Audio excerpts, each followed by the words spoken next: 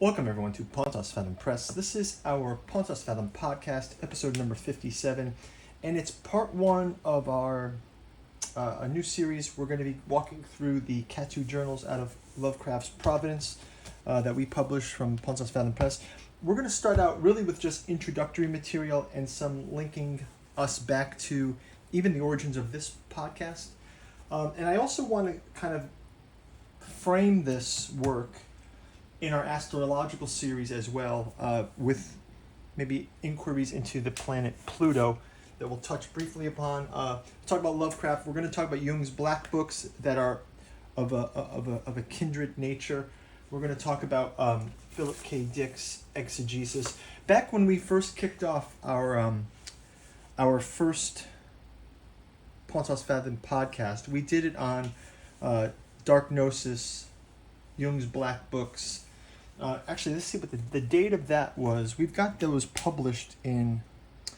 I've got a collection of these that we started to publish. So, Jungian Alchemy and Horror and Science Fiction. That first podcast was called Lovecraft, Jung's Black Books, and Dark Gnosis. That was from June 7th, 2021. So, we're here in October of 2023. So, a little over 2 years ago. And we talked about the Black Books and Lovecraft, and I kind of want to look at this as a journey into what this book is, but also how many of these things find their origins, right? So I think, for example, if we go into so before we go into the example, we'll also go into the general idea of notebooks. I've got a bunch of these notebooks where I consider the Black Books notebooks, but I also got some notebooks from our work here, and we'll talk through some of Lovecraft. We'll mix it up a little bit here. So this will be the first of a series going into the Kathu Journals, and I kind of want to almost paraphrase it as we go through it. Obviously, you guys, if you're new to the channel, we're doing podcasts, and Kathu Journals is often featured in not only this podcast, but in our hobbies podcast, where we support the channel by the books that we create.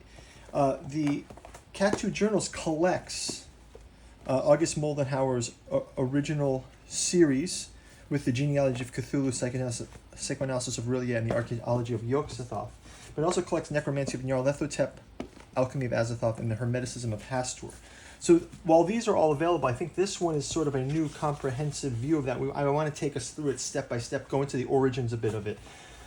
From the preface, from the forward of the hardcover edition, I want to call out just the idea that this was developed over time through these different episodes, but it's not a work that's immediately...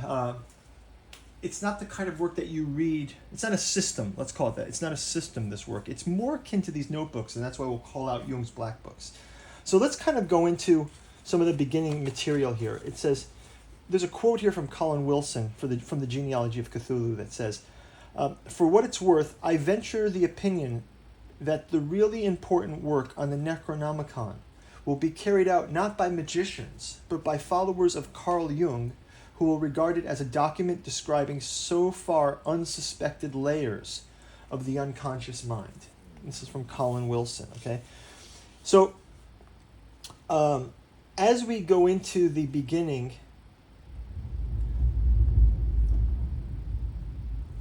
dramatic thunder, it's a huge thunderstorm outside.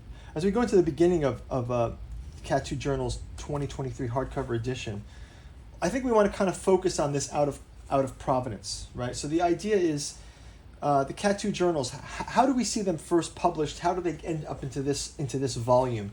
Is a lot of what the first works of the book. This current book, the Genealogy of Cthulhu, is the first volume of the series, aptly titled Kathu Journals out of Lovecraft's Providence. Of course, the series will focus on the original writings of the journals themselves, being out of Providence, and finally resting place of the notebooks from Kathu. The third reason with this series is the Lovecraftian reason and the deep resonating link with the work of genealogy. For were this work a literary criticism of fiction, its genre would be defined as extensions or homage to Lovecraft if we assume his works were merely fiction. If we could limit this work to literary sense, there are elements, motifs, and themes shared by the Kathu Journals and the fiction of Lovecraft.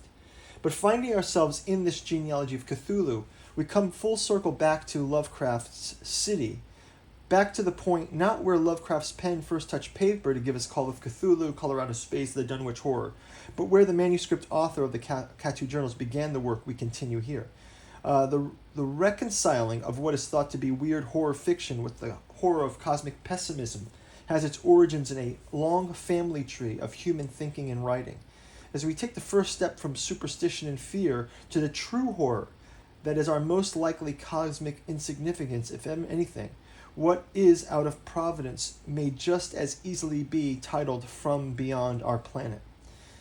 And so I think this kind of goes into thinking of writing in general as an anthropological sense, with the echoes of the Lovecraftian madness visited upon the Kathu Journals manuscript author, setting pen down to paper, things written down in a purging invocation to the spirit of Thoth, inventor of written language from Plato's allegory, as if through writing he sought the will to forget. For each link between Lovecraft's fiction and that brief, insignificant stroke of cosmic time that encompasses the sum total of all human history, a shadow can be noticed out of the corner of the mind's eye. Things unknown are glimpsed at, and the mind's vertigo at fathoming the unknowable suddenly fills our thoughts. Things not written down as Thoth's unintended invention of forgetting, but things that work to be unconcealed to insignificant minds, forgetful of Azathoth's enslaving oblivion. Here the things that we hear are the dead dreamings of Cthulhu, or the gibbering of the Shub-Niggurath, things that validate the unknowable and ineffable mysteries from beyond, things that came to Lovecraft in nightmares, and things that inspired his fictions, things that in the end should not be. So let's maybe we take a pause here and let's talk about other origin books. Like, for example, if we go back to our first podcast, we talked a little bit about the Black Books of Jung, right? And if you go into Jung's Black Books, and let's just kind of peruse these because they're very interesting. These are his handwritten notebooks, and they've been collected in this massive hardcover set. But I wanted to sort of look at how Jung introduces, we're sort of doing the introductions here. How does Jung introduce these books? This is volume 4. This is volume 3. And they're just his handwritten notebooks. But if we, and this is volume 1. Let's do a couple of readings into, this is, although it's a volume 1, it's book 2. He wrote 2, and they've kind of reproduced the end papers. It's similar to if you had a small journal like this, right? You have some end papers here, and you could, look at what artwork and what kind of marginalia show up in this, in a work like this, right? So,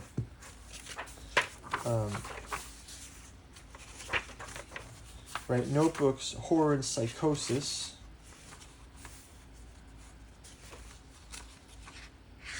Archaeology of Yog-Sothoth. Let's go into the opening material of Jung's Black Books and see where he starts. So this is, a huge task lay before me, November 12th to December 29th, 1913. I saw its enormous size and its value and meaning escape me. I got into the dark and I groped along my path. The path led me inward and downward. 12 November 1913. This is Jung's writing. My soul, where are you? Do you hear me? I speak, I call you. Are you there? I have returned. Here I am. I have shaken the dust of all the lands from my feet, and I have come to you again. I am with you. After long years of long wandering, I have come to you anew. Shall I tell you everything I have seen, experienced, and drunk in? Or do you not want to hear all about the noise of life in the world? But one thing you must know, the one thing I have learned, is that one must live this life. This life is the way, the long sought-after way to the unfathomable, which we will call divine. There is no other way. All other ways are false paths. I found the right way, and it led me to you, to my soul. I returned tempered and purified. Do you still know me? How long the separation lasted? Everything has become so different. How did I find you? How strange my journey was. What words should I use to tell you what twisted paths a good star has guided me to? Here we have a star that guides me to you, right? Give me your hand, my almost forgotten soul. How warm the joy at seeing you again, you long forgotten, long disavowed soul. Right, so you see these intros to these books have a kind of, this is a man sits down to write, right? This is from book 3. Now it's December of that year. All these things led me so far away from my science, which I thought I had subscribed to firmly. I wanted to serve humanity through it. And now, my soul, you lead me to these new things. Yes, it is the in-between world, the pathless, manifold, and dazzling. I forgot that I reached a new world, which had been alien to me previously. I see neither way nor bridge. What I believe about the soul has become true here, namely that she knows her own way better and that no intention can prescribe a better one for her. Feel that a large chunk of science has been broken off. I suppose it must be like this. For the sake of the soul and her life, I find that the thought must occur only for me agonizing, and perhaps no one will gain insight from my work. But my soul demands this achievement. I should not be able to do this myself without hope for the sake of God. So he returns to the desert of the soul, of his own introspection, right? I'll do the last one. I'm just going on the beginnings. Now we're in January of 1914. I, too, think it is astonishing to ask for Thomas A. Kempis. Why are you requesting Thomas A. Kempis? Well, yes, the book is someone asked for, and I wouldn't have expected the interest from you. What is the book by Thomas A. Kempis?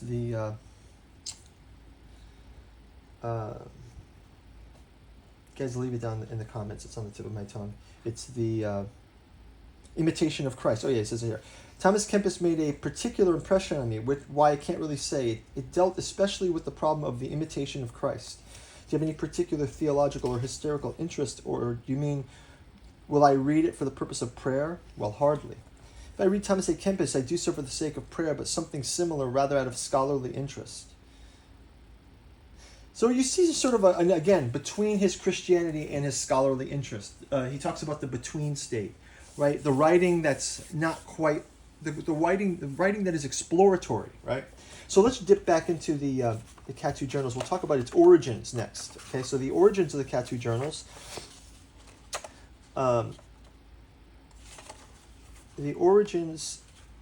The acquisition of the Kathu Journals is one that encircles the globe. The acquisitions of the original 2 tomes that comprise the Kathu Journals begin with reproductions of the text first appearing in the novel The Killingworth Bogman.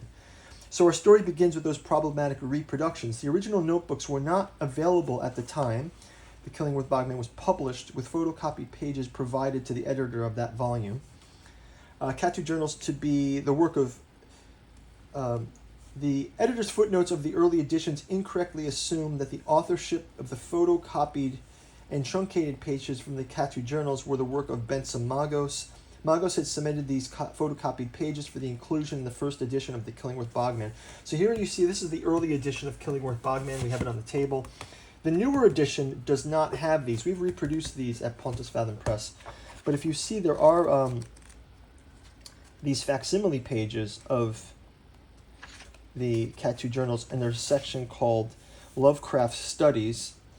This is published in 2009, first publishing.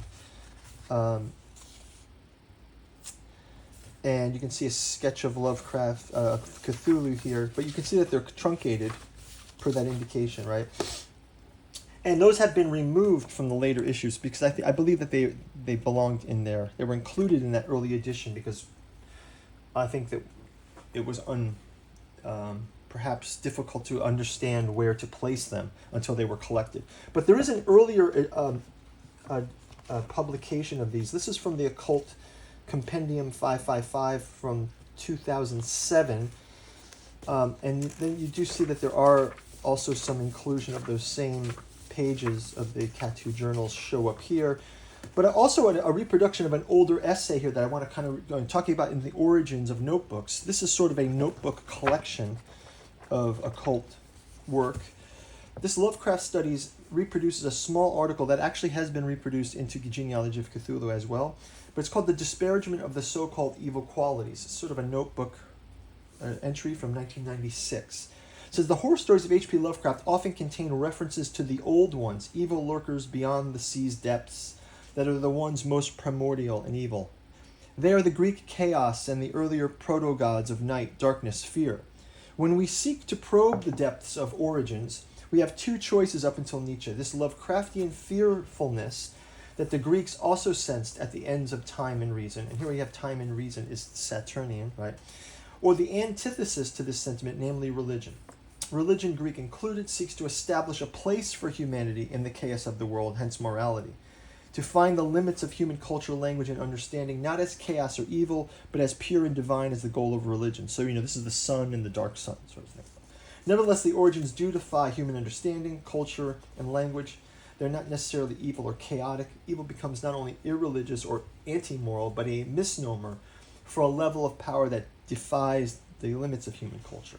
And chaos is not only a fearful thousand-faced monster lurking at the ocean depths.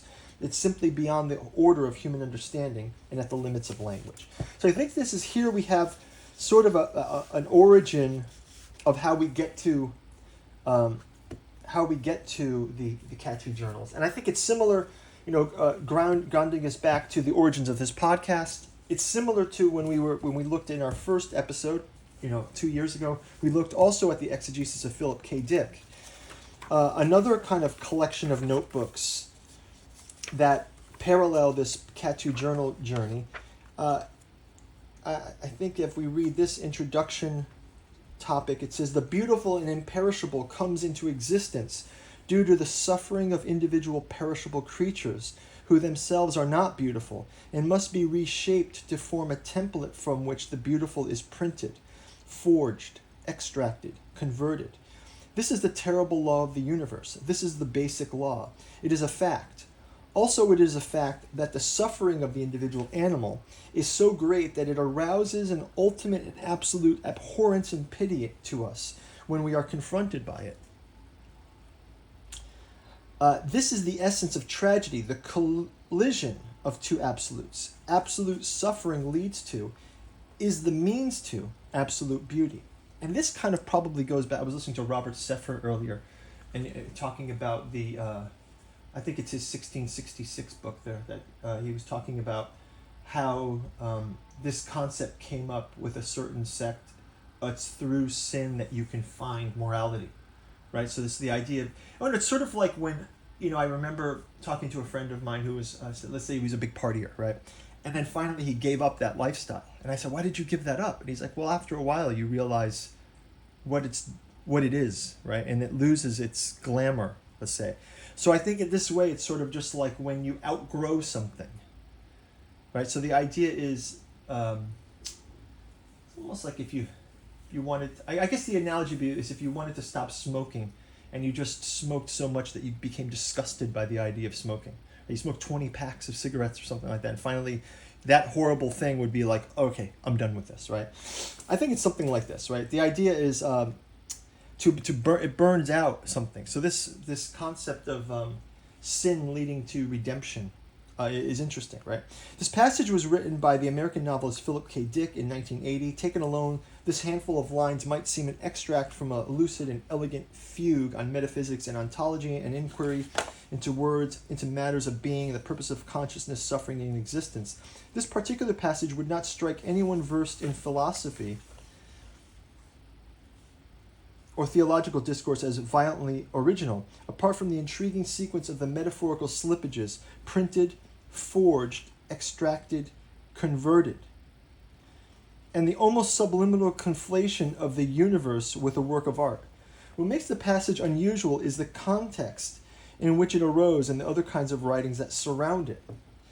And this kind of goes into the idea of Philip K. Dick's Dallas experience and what the exegesis here covers. But we could kind of go into Dick's this is an editor's note to this edition. Your humble scholars have wandered into a land that makes a mockery of scholarship.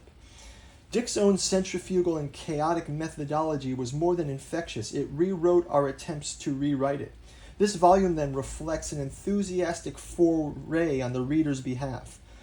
The large purposes of archival scholarship could not have been answered with a completely transcribed and fully cross-referenced exegesis.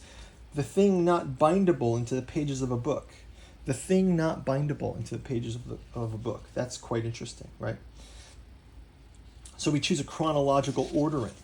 But let's go to just to what they chose. I mean, maybe it's not the first folder. It says folder 4 here. Philip K. Dick's writing. This is part 1 of the exegesis. In Ubik, the forward-moving force of time, or time force expressed as ergic field, Saturn, has ceased. All changes result from that. Forms regress. The substrate is revealed, right, behind the sun behind the sun. Cooling entropy is allowed to set unimpeded. Equilibrium is affected by the vanishing of the forward-moving time force field. The bare bones, so to speak, of the world, are revealed. We see the Logos addressing the many living entities, assisting and advising them. We are now aware of the Atman everywhere. The press of time on everything, having been abolished, reveals many elements underlying our phenomena. If time stops, this is what takes place, these changes, not frozenness, but revelation. There are still the retrograde forces at work, and also underlying positive forces at work. The disappearance of the force field we call time reveals both good and bad things, which is to say, coaching entities, Runsuder, who is the Logos, the Atman, Ubak. Ella isn't a static world, but it begins to cool. What is missing is the form of heat, the Aton.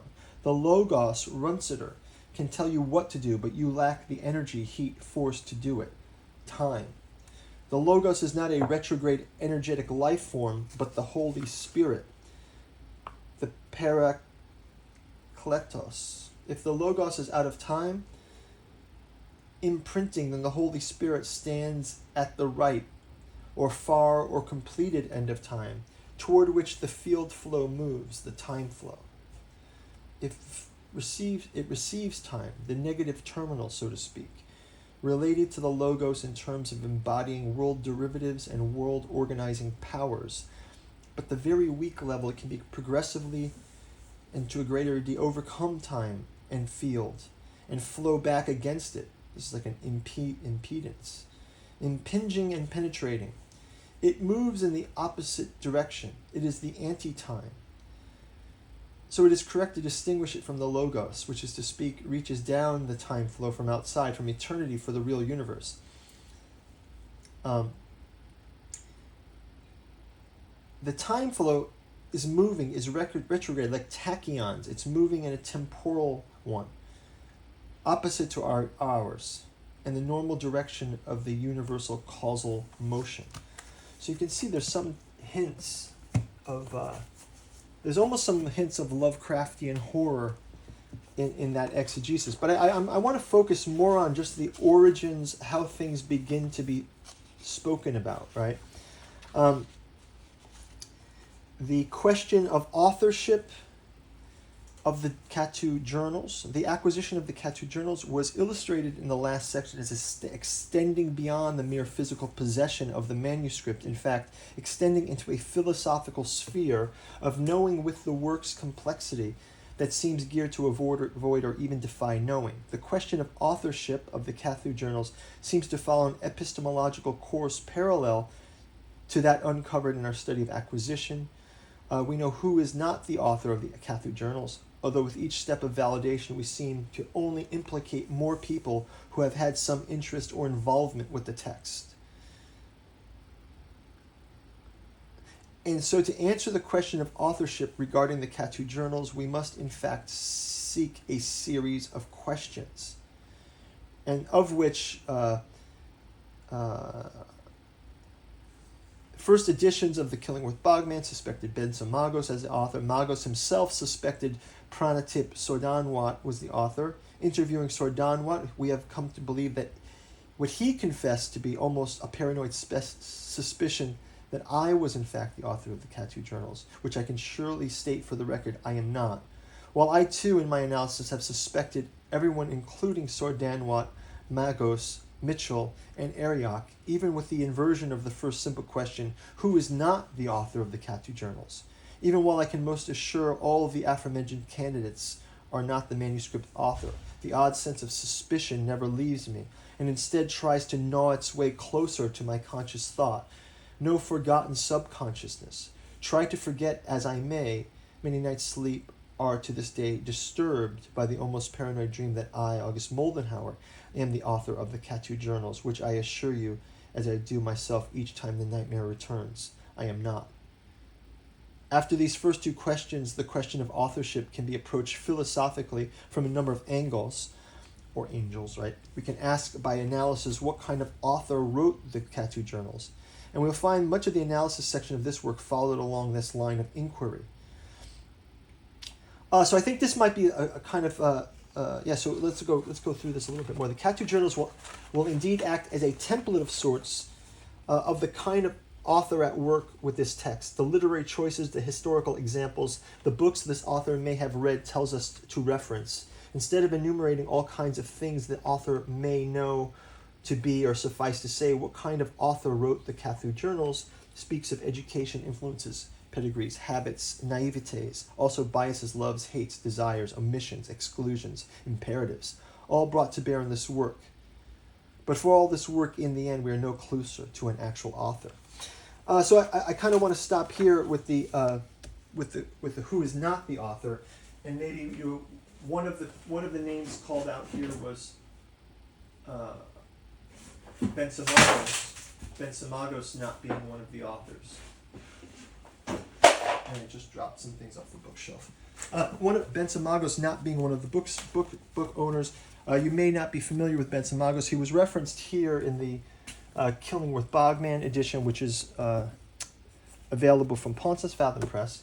But if you go to Nereus Media, you can see the collected works of Bensa Magos, Cults of Barack Obama, Obama Antichrist, Phrenology of Barack Obama, Flowing the Tears of a Flesh Android, The Curiously Brief Occupancy of O'Biden, The Tower of Trump, Truth, Disclosure, and Godhead in the Age of Fake News, The Reign of Trump, The 88 Enemies of Humanity, Their Tribunals, and Autodafé, and The 7 Clones of Barack Obama. So this series by Bensa Magos, called the Xenodemonicon of Bensa Magos, you can go check those out on the Nereus. I'll leave a link below to Nereus Media. You can go check those out, but we can review those at a different time if you're interested. Probably on our Patreon. So finally, we go to perhaps ultimately we can look toward the teleological and ask almost existentially, what is the question of authorship in relation to the Kathu Journals? And here we must enter into the realm of the space of writing, and as Blanchot had called it, the solitude of the work. In approaching this space in reference to the Kathu Journals, we walk a path of questioning that seems to not only lead to death's space, and I think this is where I wanted to cross into the Pluto realm. That will be a theme throughout this series on the Kathu Journals, but I think Pluto, we'll talk a little bit about Pluto next, and the Lovecraftian views of Pluto. In approaching this space in reference to the Kathu Journals, we walk a path of questioning that seems to not only lead to the death space, but in the case of this work, in the defiance of Blanchot's expression and elucidations of text in general, it seems to walk beyond death. For when Nietzsche spoke, God is dead, was not Lovecraft's rebuttal, even death may die? And when Foucault claimed the author is dead, it seems that the author of Kathu Journals was not informed of his passing, as his creation still manages to speak anew with each new reader, each left wondering if the adage would change to a curse and exclaim, the reader is dead, lest they not forget blasphemies that they had read. So here we see the dramatically put the question of authorship and entering into this idea of Pluto. You know, Lovecraft himself had interest in Pluto. We have the planet Yugoth in Lovecraftian lore, right? I believe Yugoth was the strange planet that Lovecraft had called out And I think that Yugoth was positioned as the planet outside of our solar system. So the idea that there was a planet, and I think at Lovecraft's time, Pluto was newly discovered. And I think for Lovecraft, he had placed the Migo there, and he had worked a mythology around Yugoth. But I think if we look into Pluto, what is Pluto astrologically, right? Let's kind of think about Pluto as a influence. So we've talked on this podcast, we've had a lot of podcasts on astrological overlaps. So we've talked about a number of things on Saturn. We talked about Saturn in the black cube. We talked about Saturn not as a maleficent planet, but as a planet of time and of discipline. We talked about Neptune. We had a series on Neptune as well. We went into the rock music of the 60s as Neptunian. And then we looked at Neptune in the passage of time. And then finally, we even cross-referenced Neptune and Uranus into things like artificial intelligence and works of Rudolf Steiner. So some of those, some of the, like I mentioned before, the podcasts around our early podcasts, Theosophical Psychoanalysis of Pulp Fantasy and Anime, Esoteric Anthroposophy and Occulted History, and Jungian Alchemy in Horror and Science Fiction. These collect probably our first year of the podcasts. I've got a fourth and fifth edition of the Pontos Fathom podcast on the way out. One, we did 5 podcasts on the Esoteric Dragon. I think those were quite popular. People like those. And then I also have that aforementioned astrology series where we talk about Saturn, Neptune, Uranus, and Pluto. So I'd like to have some Pluto. I'm trying to do the research for that Pluto ones right now, but I think some of it has to do with this Kathu Journals space, where it's, if we look at the works like Jung's Black Books, if we look at Lovecraft, if we look at Philip K. Dick's Exegesis, if we look at notebook culture in general, I think you could even count in House of Leaves, for example, or any number of these works that are kind of notebook in nature. Walter Benjamin's books, right? I think that these, what did he call it? The Arcades Project, right? I think a lot of these have in common this idea of it's a ongoing notebook, it's a note-taking that allows the space for the work to emerge, right? So I think even Jung's Black Books are a great example because he didn't publish these works, and they were only published posthumously as the Red Book, which is his edited version of the Black Books. So you sort of see that these easy, and I think even Dick is guilty of this, or not guilty of this, but follows this same approach where Dick would kind of write his notes, and then he would try to take pieces of what's in the exegesis and shape them into books like Valis or Timothy Archer or Ubik, right? So I think that some of this is an attempt to bring some reason to it. So let's talk a little bit more about Pluto. We talked about Lovecraft being sort of placing Pluto as a outlier of the solar system in a fear space. And part of the fear space of this, I'm wondering, just like Steiner had a warning about using the outer planets because of their susceptibility to psychological projection. I think it's only through psychological inquiry, like the works of Liz Green, that you can look at those outer planets and by marrying it back to Jungian thinking, you can sort of look at those outer planets. Yes, there is projection there, but it's in the projection that we're exploring the unconscious. And I think it's very fascinating that, for example, Lovecraft, if we were to do a psychoanalysis of Lovecraft himself, he would project his fears out. I mean, look at Azathoth. Azathoth is a mad center of the universe in the farthest reaches of the void. You find this mad core out there, this gibbering thing out there that's unknowable in the darkness, right? And I think that when you look at that, naming it, and then positing it, I think Lovecraft did a similar thing with Pluto, and I have a sneaking suspicion that Pluto's being demoted as a planet was somehow to disencourage us to look beyond the veils of death, right? You think of things like near-death experience testimonials, right? I think that there's an overlap here. We've done many one of our podcasts that we did talked about the spectrum of think of it as imagination and then going to clairvoyance and remote viewing and sort of extrasensory ideas. I mean, even my working on Dune Revenant, I worked on Dune Revenant, a fan fiction of Dune.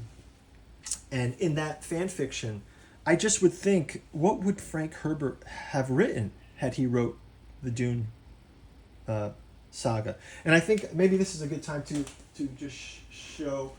I'm collecting some of those Dune writings in a book called Alchemy and Anthroposophy and the Dune Saga. We've got a bookstore link below if you guys want to help support the channel. We've got a Patreon as well. But I'll kind of showcase all the books here, but before the end of the video that you could go and check out and help us out. But I think that channeling the and this is spoken about by Balsamo in Necromancy of Nyarlathotep, which is also in this volume. That idea of the necromancy of reading, right? It's somewhere between a Deleuzian reading. I think of Deleuze as kind of like a writer who has another book that he's reading at the same time, and then he's note-taking. Like he's triangulating between a work and his new work. And I think the Deleuze as a reading and writing method is somewhat what we're talking about here. It's sort of like where you triangulate.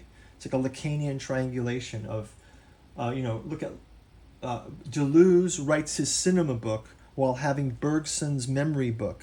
He's sort of paraphrasing Bergson's memory as he writes his cinema book, right?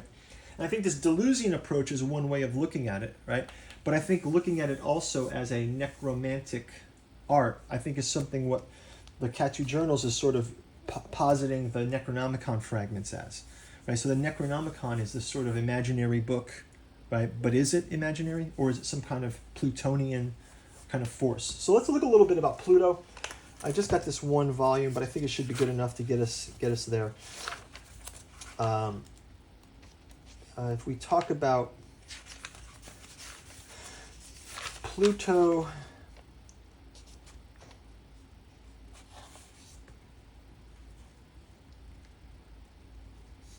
okay. Gradually, Plutonian factors began to press forward from the collective unconsciousness of mankind into public recognition. 1930. World War I was, with its static confrontations in the wet and muddy battlefields of France and with its poison gas war, was still a Neptunian kind of war, allowing even for the glamour of being the war to end all wars, for Neptune is essentially related to glamour. That word has come up twice in this talk today. Glamour in all of its manifestations is the lure which impels men into ventures, into the unknown with glowing faith, and to take steps ahead which they would never have taken if they knew rationally and objectively what is ahead. Love, too, is a glamour thrown by life over the meeting of boys and girls to make them forget, at least temporarily, their separated egocentric thinking and planning. And there is also the glamour which veils and glorifies the hard and tedious facts and duties of mother, and the glamour of religious devotion. As Pluto becomes sighted and is entered in the field of consciousness of mankind, fascism, Nazism began to rise in the world importance, and the electronic or technological revolution, announced by the discovery of X-rays, radium, quantum theory, after Neptune had met Pluto, began an ever-increasing area of our modern society. Uranus shatters the Saturnian past by the lightning power of a new vision, and it releases seed ideas which sooner or later germinate in the minds of a few pioneers. That condition and intellectual process of the vanguard of humanity. Neptune loosens and if possibly dissolves what Uranus has shattered, and this includes man's sense of security and its allegiance to obsolete institutions. Pluto then pulverizes whatever's left standing, reducing everything of the past to a kind of undifferentiated state.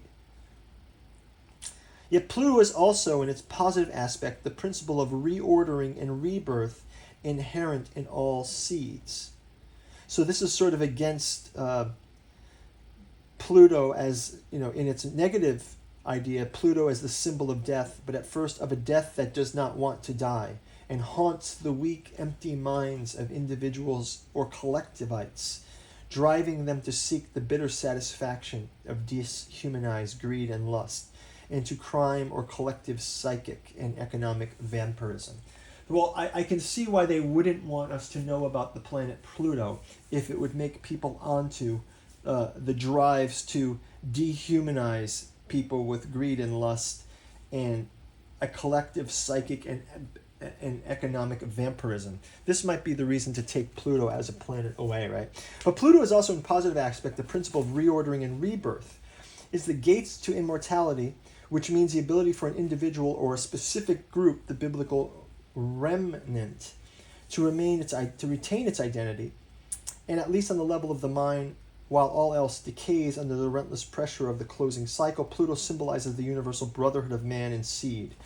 For it is these millions of human beings who refuse to, or actually cannot become consciously integrated to the seed. The alternative is perhaps to experience of all human unity through the mixing of bloods on gory battlefields, or the mixing of ashes in the vast whirlpool with a widespread nuclear holocaust could generate, blotting out the sun and destroying particularly much life on Earth. Shall man discover, perhaps at the beginning of the 21st century, another planet beyond Pluto? The existence of such planets have been considered possible by some astronomers. And this, I think, we can get into those trans-Newtonians, perhaps, maybe when we get more into the Pluto cycle. But you can see that there's a sort of a hope for redemption in there, even though there looks like things are stacked against things. But I think that we have to hold to that hope of redemption. And this is from Dane Rudar's Astrological Timing that I read there. So then back to the Kathu Journals. I think if we just kind of, maybe we can round out the first pass at this. If we go back to the questions of origins,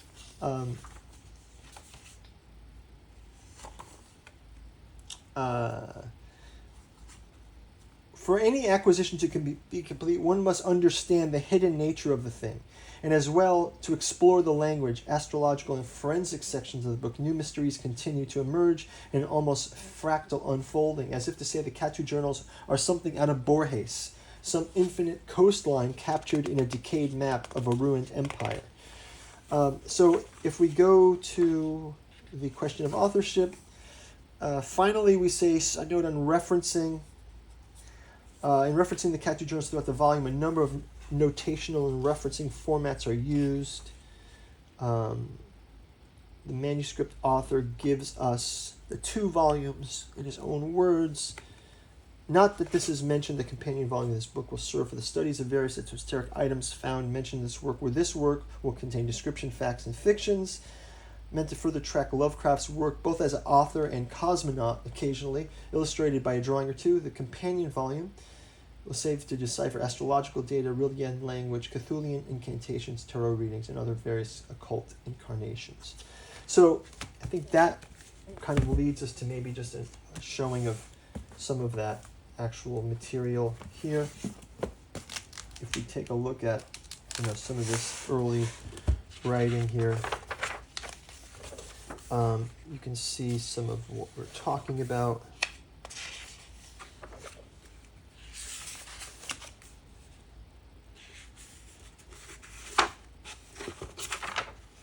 And so it begins. It is fitting that this year, 2005, was the year that swallowed New Orleans back into the sea. Many have said that it was the sin and voodoo that caused God to turn his back on New Orleans with the flood. If that were the case, God would flood most of the earth. But Revelation tells that God will end the world by fire.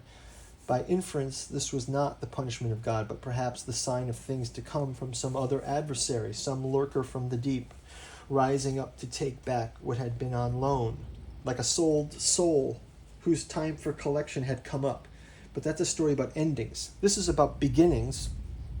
And no matter where you turn, people have tied the beginnings to water. doesn't the book of Genesis in the Bible start soon enough into the subject of the waters? And the earth was without form and void, and darkness was upon the face of the deep, and the Spirit of God moved upon the face of the waters. We are told in the Bible that God separated the land from the waters, and that God created the stars and the Leviathan of the deep. And this was meant to keep us safe from what was the Leviathan, what was the deep, what were the stars. Perhaps another beginning, less famous but telling, would come in the form of the origins described by Hermes Trismegistus in the Hermetica text called the Poimandres. Once I had begun to think about the things that are, and my thoughts had soared high aloft, while my bodily senses had been put under restraint by sleep, yet not such sleep as that of men weighed down, but bodily weariness. My thought that came to me, a being of vast and boundless magnitude, who called me by name and said to me, "What do you wish to hear and see and learn and come to know by thought?" So this reminds us a bit of Jung talking to his soul, right? Like something comes from out of sleep, something comes up from below, right? The Poimandres text goes on to tell what happens as the spirit descends down into the earth. And as I began the boundless view, and I was changed into light, a mild and joyous light, and I marveled at what I saw. And in a little while there had come down to be one part of a downward trending darkness, terrible and grim. And thereafter I saw the darkness changing into a watery substance, which is unspeakably tossed about.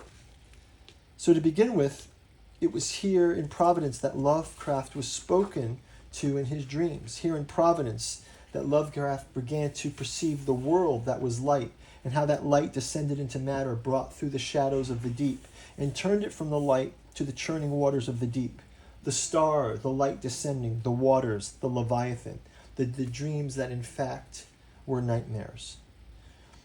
I had only moved here to Providence 5 years ago, and I had an idea of interest in that idea of Lovecraft. I had found some journals with the title "The Disparagement of the So-Called Evil Qualities." The page was just a thought, penned down, talking about the references in Lovecraft's writing to the old ones in the deep, in his concept of lurkers from the stars and the primordial chaos.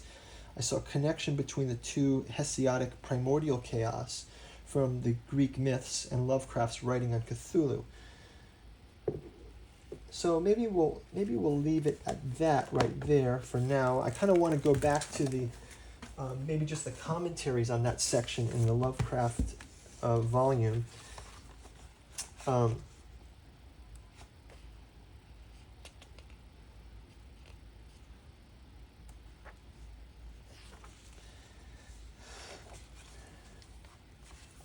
So the first part is the author of the Kathu Journals tells a wide range of origins and endings. The first few pages of the manuscript framed as a narrative around the author's life in Providence, Rhode Island. There are several key themes evoked in these first pages, which ultimately maelstorms around the Leviathan. Biblical floods, contemporary American floods, philosophical ontologies from the Bible and the Poimandres with a focus on water, and the end of days as a death by fire, placed against the backdrop of the opening quote from Cthulhu. In the house at Rillia, dead Cthulhu waits dreaming. We find the first of three quotations, references to the Kathu Journals. The first quotation being the aforementioned Cthulhu phase, the second quotation being from the biblical book of Genesis, and the third quotation being from the Gnostic text, the Poimandres. So we'll look into these four references as they occur in the text. Namely, the water reference to Heraclitus stream, Leviathan's waters, and the flood of New Orleans. So the first one we talk about Heraclitus. We've actually done a podcast on Heraclitus and stepping into the river twice in the rebuild of Evangelion, right? The reference to Heraclitus here, it says, ever newer waters flow on those who step into the same river. And then Heraclitus says, all entities moving and nothing remains still. Everything changes and nothing remains still, and you cannot step into the same stream. The manuscript author's paraphrase of the version of Heraclitus quote found in Plato, as we find later in the study of the Kathu Journals, namely the section on the forensics of the Kathu Journal, that the evocation of the Panta Rei, or everything flows, is the idea that all this flux becomes more startling when one looks at the fractal nature and cryptofluidity of details in the manuscript. So the manuscript author reference to Heraclitus is intriguing beyond the mention of all the changing nature of reality. It references the idea of the obscure and the wide range of implications for Heraclitus himself, for the Kathu Journals, and the projection of Lovecraftian notions of hidden forces in nature that the manuscript author will struggle to bring to light. The manuscript author himself makes reference to the concept of the obscure. So I begin with these works that may seem like nonsense to those who had never read them before, but may be only a fiction to those who have read them in the tales of horror by Lovecraft. They may be the most dreaded sounds to twist the minds of those who have heard, who have the sanity to hear and forget. This writing is a confession and a testament that can only be put to the page in this city that borders on some kind of hellish mouth of madness, first recognized as such in the dreams of Lovecraft himself. You hold before you, Keeper of Secrets, a text that begins with these words, but hopes to map for the reader a triangle of mad logic, a triangle of Lovecraft, Providence, and those things from beyond that his writing sought to explore. Heraclitus was known as the obscure to the thinkers of antiquity, and the manuscript author's invitation to the reader, you knower of secrets, is both an invitation as well as an acknowledgement of complicity. But the obscure has a political implication beyond conspiring. As the result of the purge of Greek thinking by the Roman Emperor Justinian, as a result of his ecclesiastical bigotry, Justinian's ban, including the works of Heraclitus in his attempt to erase pre-Christian Greek thought from history by closing all Greek schools within the empire in 529 AD. What was once known had become hidden and even more obscure. Ravencroft Wallace Murphy goes so far as to say the historical act of cutting off humanity from its intellectual foundations was more than an act of obfuscation, but it was the action of a great and powerful evil. In scholarly texts, the presentation of quoted material is a way of elucidating, a revealing of one's sources and presenting the thoughts of others who had come before. Why then in the Kathu Journals are the quotes more obscuring than elucidating? On the surface, the presentation of the quoted material does show the reader the origins of the manuscript author's influences and progenitors. We can see with all the quotations, especially with the Gnostic quotation. However, the inclusion of the quotation itself brings a kind of realpolitik of the obscure and tends toward the Lovecraftian notions of horror, and in fact an almost Nietzschean imitation of something beyond good and evil. For the Lovecraft quotation, although structurally lending to its presence a kind of evidence of Lovecraft's Call of Cthulhu, alongside these origin quotes, ontologically leaves us with more questions, and in the darkness, it is more obscure. And we are left with an unreadable quotation in the Rillier script of the supposed fiction origins, with a translation that only serves to bewilder, confuse, and inveigle the reader. The political first act of the first page of the Kathu Journals sufficiently expresses this economy of the obscure, and one thinks of all those things unspoken in Lovecraft's Yog-Sothothery, the unnameable and the unknowable, suddenly thrust into juxtaposition with the real world, with a handful of politically expedient quotations by the manuscript author. So I'm going to leave you guys with that. I think that's a good start. As I mentioned, go check out the Bensa Magos books over on the Nereus Media page. You can also obviously check out Kathu Journals.